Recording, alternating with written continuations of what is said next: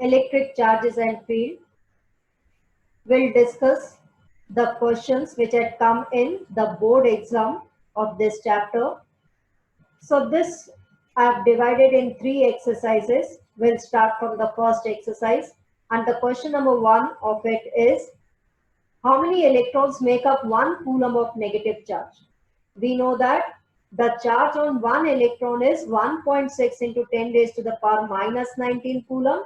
So 1 coulomb will be equal to 1 divided by 1.6 into 10 raised to the power minus 19 coulomb, which is equal to 6.25 into 10 raised to the power 18 electrons. Now the question number 2 is, a conductor carries a charge of minus 9.6 into 10 raised to the power minus 17 coulomb. How many electrons are in excess or in deficit? As we know that the body is negatively charged, so the electrons are in excess. And how to find out the number of electrons in excess? We know that Q is equal to N into E. So N is equal to Q upon E. So here Q is minus 9.6 into 10 raised to the power minus 17 coulomb, and E is the charge on an electron, which is equal to 1.6 into 10 raised to the power minus 19 coulomb. On simplifying it, we get it to be 600. So how many electrons are in excess? 600 electrons are in excess. Now let's move to the next question, which is a force of attraction between 2 point charges at a distance d is F. What distance apart should they be placed so that the force is F by 3? So here it is given that when it is placed in air, suppose the medium is air, 1 upon 4 pi epsilon naught q1 into q2 upon the distance is d. So F is equal to 1 upon 4 pi epsilon naught q1 into q2 upon d square. So 2 point charges q1, q2, when they are placed at a distance d, the force is F. Now it is asked that what distance apart should they be kept in the same medium so that the force is F by 3. The force is F by 3. What distance apart should they be placed? Let they are placed at a distance r. So F by 3 is equal to 1 upon 4 pi epsilon naught q1 into q2 upon r square. Dividing these two equations, left hand side we get F divided by F by 3. F divided by F upon 3 is equal to 1 upon 4 pi epsilon naught q1 into q2 upon d square divided by 1 upon 4 pi epsilon naught q1 into q2 upon r square. So dividing the right hand side, we get r square upon d square. So here we have to find out r. 3 F upon F by 3 is 3. 3 is equal to r square upon d square, and hence r square is equal to d square into 3, or r is equal to under root 3d. So what distance apart they should be placed? Root 3 into d, so that the force becomes F by 3. Okay, now let's move to the next question, which is two charges q1 and q2 at a separation d in air experiences a force of 12 Newton. If a medium is filled between the charges, then the force reduces to 4 Newtons. You have to find out the dielectric constant. Okay, so F is equal to, when it is placed in air, 1 upon 4 pi epsilon naught q1 into q2 upon d square. They are placed at a separation d distance apart. Okay, and this force is given to be 12 Newtons. Now, if it is placed in some other dielectric medium, let this force is F dash, and this F dash will be equal to 1 upon 4 pi k epsilon naught. This k is the dielectric constant. Q1 into Q2 upon d square, the same distance, and this force becomes 4 Newtons. So here you have to find out the dielectric constant K. dividing these two equations. So 1 upon 4 pi epsilon naught q1 into q2 upon d square divided by 1 upon 4 pi k epsilon naught q1 into q2 upon d square. What do you get? This is k. K is equal to, dividing right hand side, 12 upon 4. This is equal to 3. So the dielectric constant of that medium is equal to 3. Now question number 5 is, two similar and equal charge metal spheres A and B repel each other with a force of 2 into 10 raised to the power minus 5 Newton. Let's draw the figure. A, B. These are similar and equal charges. Suppose A is having a charge Q, B also has a charge Q, and as they are similar and equal, they repel each other with a force of 2 into 10 raised to the power minus 5 newtons. So F is equal to 1 upon 4 pi epsilon naught Q square upon, suppose they are separated by R distance. So Q square upon R square, this is equal to 2 into 10 raised to the power minus 5 newtons. Now, a third identical uncharged sphere C is first touched with A. Okay, when C is touched with A, we know that due to conduction, the charges will be shared. So on A, how much charge remains? Q by 2. And on C also, how much charge will come? Q by 2. Okay, it's touched with A and then placed at the midpoint between A and B. This is B, which is having a charge Q. Now C, which is having a charge of Q by 2. C, which is having a charge of Q by 2, is placed at the midpoint. That is, this AC distance is R by 2, whereas BC distance is also equal to R by 2. Why? Because this C is placed at the midpoint. What is the net force on C? Okay, now Q and Q by 2, this Q by 2 and Q by 2 will repel each other with a force F1. Whereas this Q and Q by 2 will also repel with a force, let it is F2. So the net force will be the difference of these two. Okay, now let's write F1. F1 is the force between the charges at A and C, that is Q by 2 and Q by 2. So it is equal to 1 upon 4 pi epsilon naught Q by 2 into Q by 2 upon the square of the distance between them. What is the distance? R by 2. Square of it will be R square divided by 4. That is, this is equal to 1 upon 4 pi epsilon naught Q square upon 4 divided by R square upon 4. 4 and 4 cancels out. So this becomes Q square upon R square. Now let's write down F2. F2 is the force between Q and Q by 2. And this force will be equal to 1 upon 4 pi epsilon naught Q into Q by 2 upon, again the distance is R by 2 whole square, that is R square upon 4. So this is equal to 1 upon 4 pi epsilon naught Q square upon R square. This is Q square upon 2, R square upon 4. So this becomes 2Q square upon R.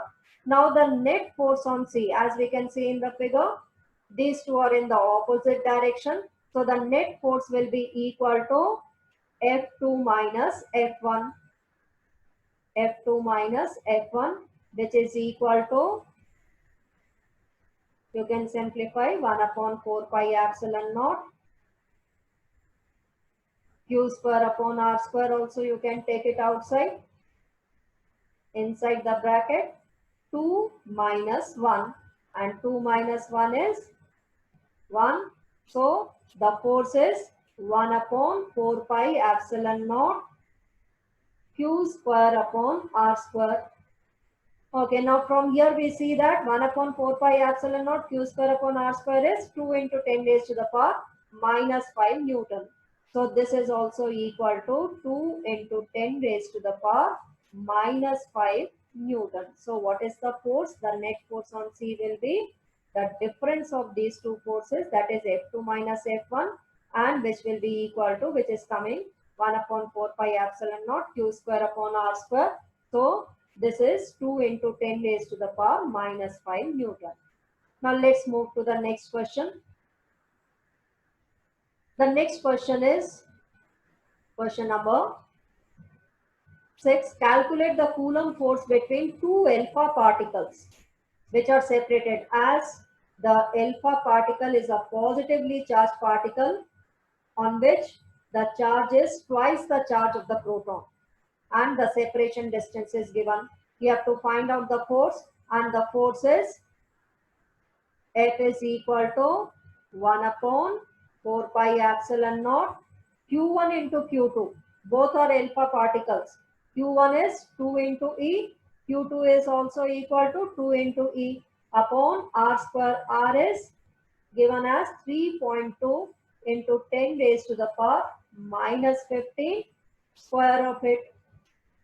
Okay, on simplifying it, substituting this E as 1.6 into 10 raised to power minus 19 Coulomb. Let's substitute. 1 upon 4 pi epsilon naught is 9 into 10 raised to the power 9, 4 E square. E is 1.6 into 10 raised to the power minus 19 square divided by 3.2 into 10 raised to the power minus 15 square. Simplifying it, you get the answer to be 90. So what is the force between them? 90 newtons. As both are alpha particles, both are positively charged particles, so they will repel each other, and hence the force between them is repulsive. Okay, now let's move to the next question. The next question is, 2-point charges 4E and E are separated by a distance A, where the third point charge Q should be placed from it to be in equilibrium. Okay, now let this is 4E charge,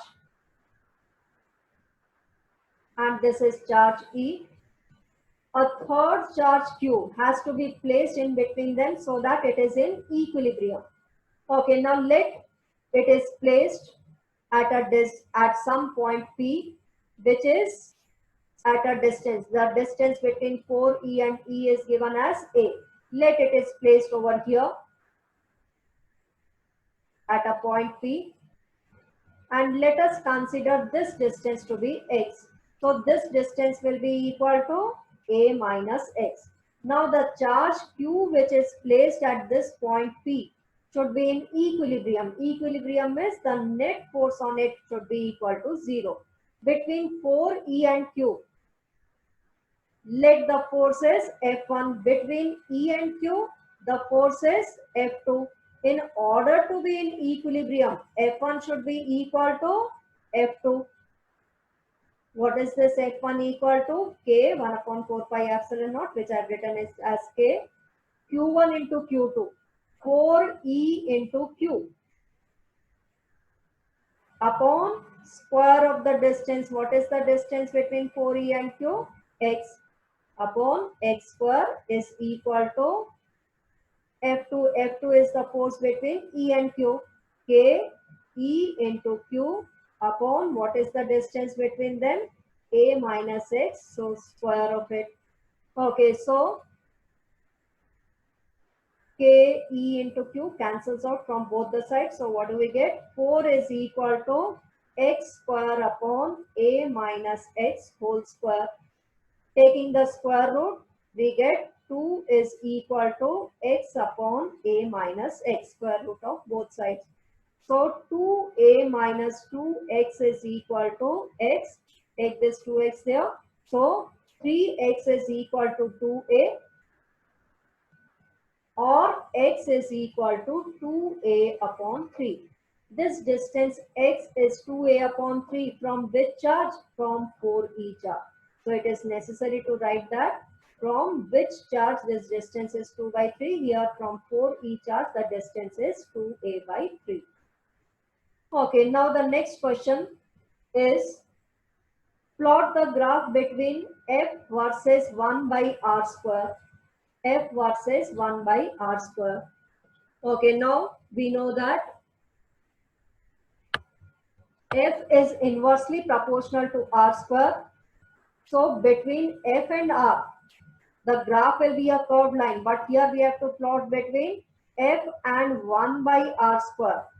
So the graph between f and 1 by r square will be a straight line for these two pair of charges, 1 microcoulomb, 2 microcoulomb, and the other pair is 2 microcoulomb and minus 3 microcoulomb. Okay, now force between the first pair 1 and 2 microcoulomb will be positive. Why? Because both the charges are positive, and it will be a straight line as shown here. This is for the pair 1 microcoulomb and 2 microcoulomb. For 2 microcoulomb and minus 3 microcoulomb, the force will be negative, and again it will be a straight line, but this force is negative. 2 microcoulomb and minus 3 microcoulomb. Also, we see that the slope of this line, this is the negative f-axis. The slope of this line will be greater. Why? Because it is directly proportional to q1 into q2. So here q1 into q2 for this is more. So that is why the slope of this pair will be greater. The slope of the line of this pair will be greater. Okay, next question is two equal balls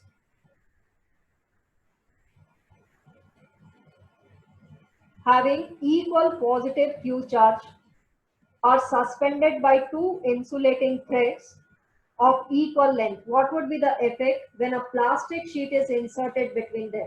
When a plastic sheet is inserted, this is acting like a dielectric medium, and we know that the force will become 1 upon 4 pi k epsilon naught q1 into q2 upon r square. So the force will decrease. So the force decreases.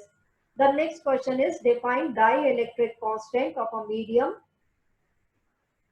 We know that dielectric constant K is also called as the relative permittivity, and it is the ratio of the permittivity of the medium to the permittivity of free space. As it is the ratio of the similar quantities, it has got no unit. So it is unitless, dimensionless. So first exercise we have completed. Now let's move to the second exercise. Okay, the first question of the second exercise is you have to find out the signs of Q1 and Q2. Here,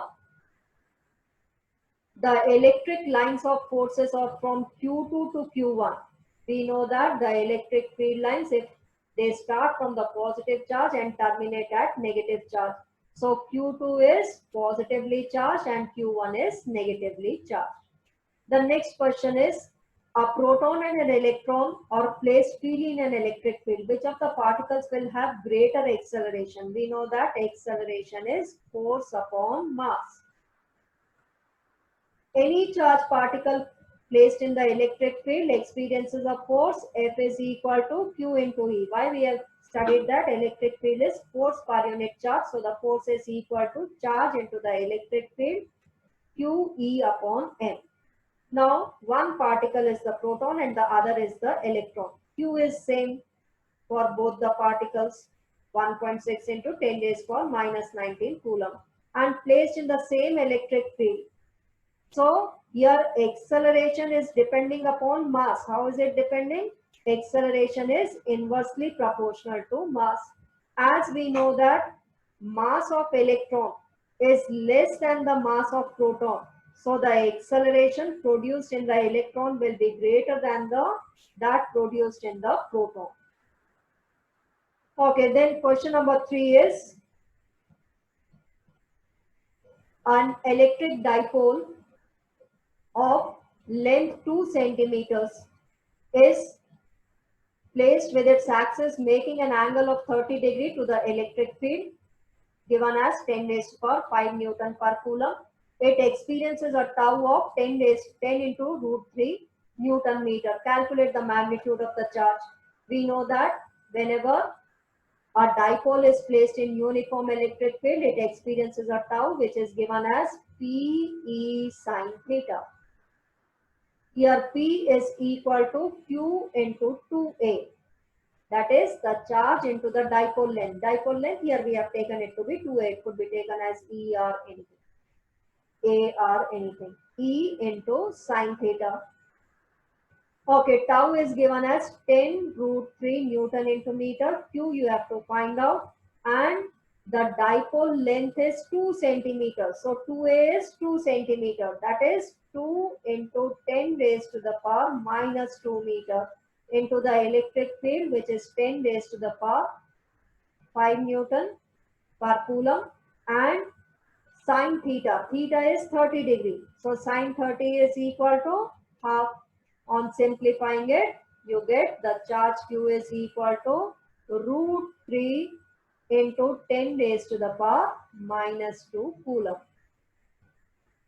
Okay, then question number 4 is 2-point charges plus 5 into 10 raised to power minus 19 Coulomb and plus 20 into 10 raised to power minus 19 Coulomb are placed at a distance 2 meters. Find the point on the line joining at which the electric field intensity is 0. Okay, let this is 5 into 10 raised to the power minus 19 Coulomb, and here the charge is plus 20 into 10 raised to the power minus 19 Coulomb. Okay, they are separated by a distance 2 meters apart. Okay, so the distance between them is 2 meters. Find the point where the net electric field intensity is 0 in between these 2-point charges. On this line joining these 2-point charges, we have to find out the point where the net electric field intensity is 0. Okay, now let it is at a point P, which is x distance from the first charge. So from the other charge, the distance will be 2 minus x. Okay, the electric field due to this plus 5 into 10 raised to power minus 19 Coulomb pointing away, it is E1 due to plus 20 into 10 raised to power minus 19. Again, it will be pointing away at this point. Let it is E2. Okay, now the net electric field intensity is 0. When is it possible? When E1 is equal to E2. And we know that E1 is 1 upon 4 pi epsilon naught, that is K, Q upon the square of the distance. Q here is 5 into 10 raised to the power minus 19 upon, what is the distance? X square. And E2 here is K into 20 into 10 raised to the power minus 19 Coulomb upon square of the distance, and the distance here is A minus X, 2 minus X whole square. Okay, on simplifying, what do we get? 1 upon X square is equal to 4 upon 2 minus X whole square. So 2 minus X upon X whole square is equal to 4. Taking the square root of both the sides, we get 2 minus X upon X is equal to 2. Simplifying, 2 minus X is equal to 2X, or X is equal to 2 by 3 meter. But here again you have to write from which charge? From 5 into 10 raised to power minus 19 Coulomb. Next question is, if an oil drop whose weight is 3.2 into 10 raised to the power minus 13 Newton is balanced in an electric field of 5 into 10 raised to power 5 Newton per Coulomb, find the charge on the oil drop. The weight of the oil drop is given and it is balanced in this electric field. That is, the force, the electrostatic force in the electric field will be balanced by the gravitational force. Okay, now here we know that gravitational force is m into g, which is balancing the electrostatic force, and the electrostatic force is equal to any charged particle kept in the electric field experiences a force which is given as q into E. Here mg is the weight, which is 3.2 into 10 raised to the power minus 13 Newton. Q, and the electric field here given is 5 into 10 raised to 5 Newton per Coulomb. On simplifying it, you get it to be 6.4 into 10 raised to the power minus 19 Coulomb. Okay, then question number 6 is, show diagrammatically the orientation of the dipole in the field for which the tau is maximum. Second part is half the maximum and 0 degree. Okay, tau is maximum. We know that tau is given as Pe into sine theta. P is the dipole moment, E is the electric field. When is the tau maximum? When sine theta is maximum, and the maximum value of sine theta is 1. That is, theta is equal to 90 degree. That is, the angle between the dipole moment and the electric field is 90 degree. Then the tau is maximum. Okay, now diagrammatically you have to show. Let this is the electric field, uniform electric field, and the dipole is placed in such a way that the dipole moment is perpendicular to the electric field. We know that the dipole moment is from negative to the positive charge. So this is the direction of the dipole moment, which is perpendicular to the electric field.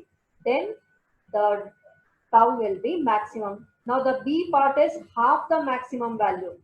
Half the maximum value, the maximum tau here is P into E. This is the maximum tau. Half the maximum value will be P into E divided by 2. And when is it possible? When sine theta is half. And when is the value of sine theta equals to half? When theta is equal to 30 degree. Now, how will you make the figure? This is the uniform electric field, parallel equidistant lines. And here you will draw the dipole in such a manner that the dipole moment is making, this is the direction of the dipole moment, which is making an angle of 30 degree with the electric field. So this way we can show diagrammatically. Now the third part is, the tau is 0.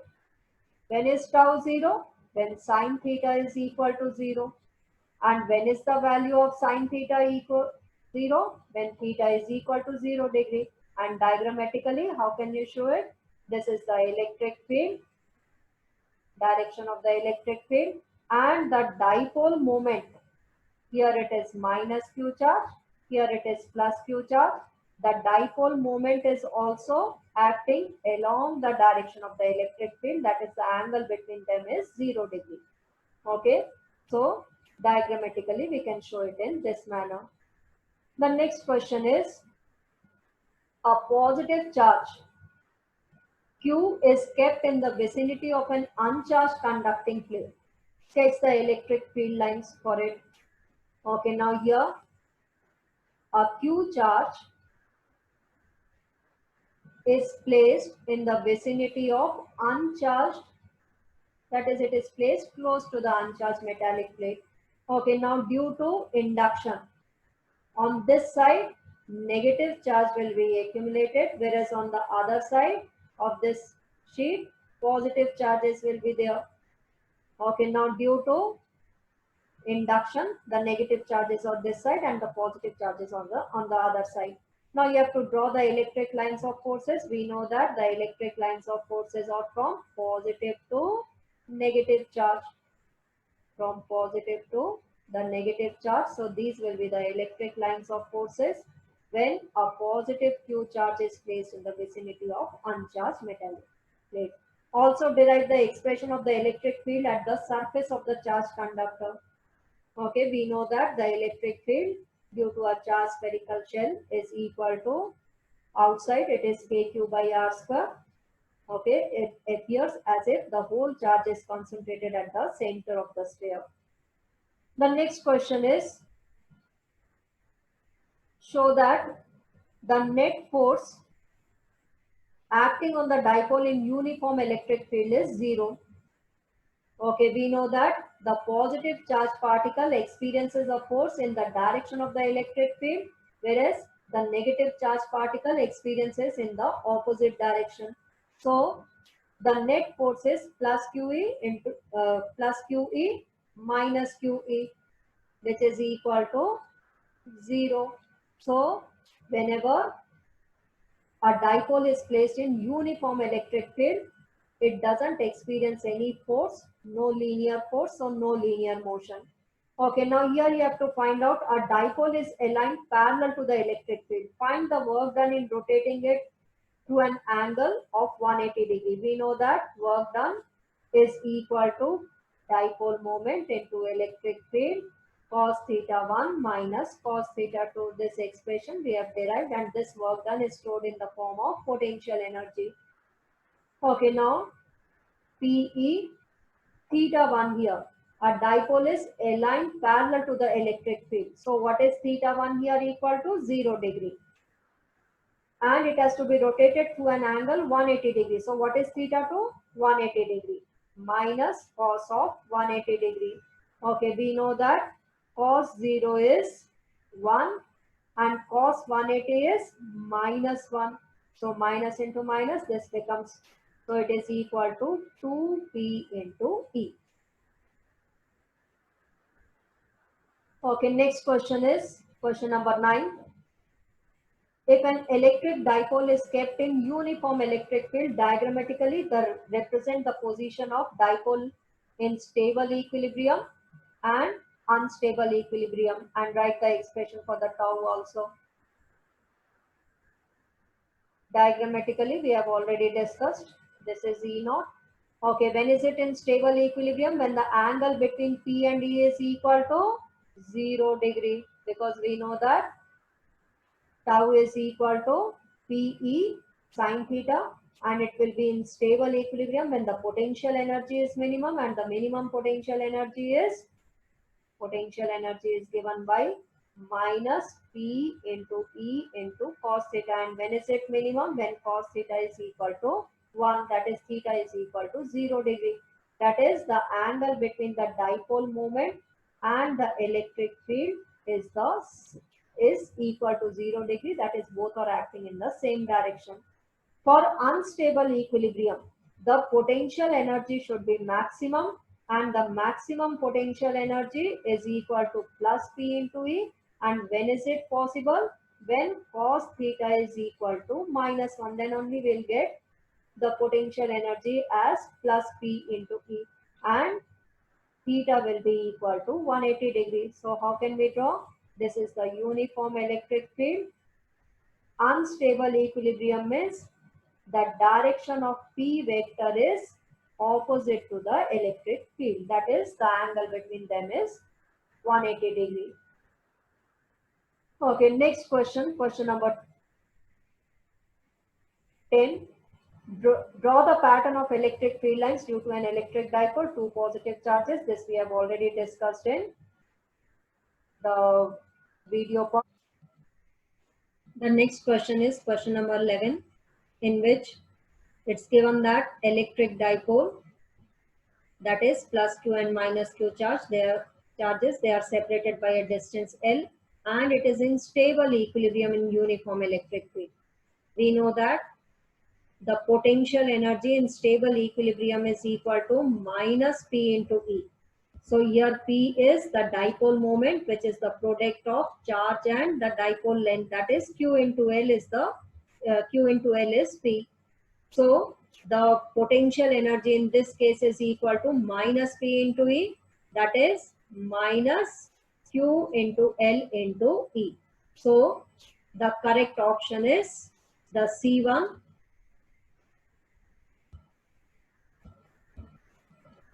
Okay, then Let's move to the next question. An electric dipole is placed in non-uniform electric field. What does it experience? We know that whenever a dipole is placed in non-uniform electric field, it experiences a force as well a tau. So what is the correct option? C is the correct option. Okay, then question number 13 is a point charge is at the axial line of small electric dipole at a large distance from it. That is, it is a short dipole and it is at a large distance. That is the point where we are finding out is at large distance. And for this, we know that the electric field is given by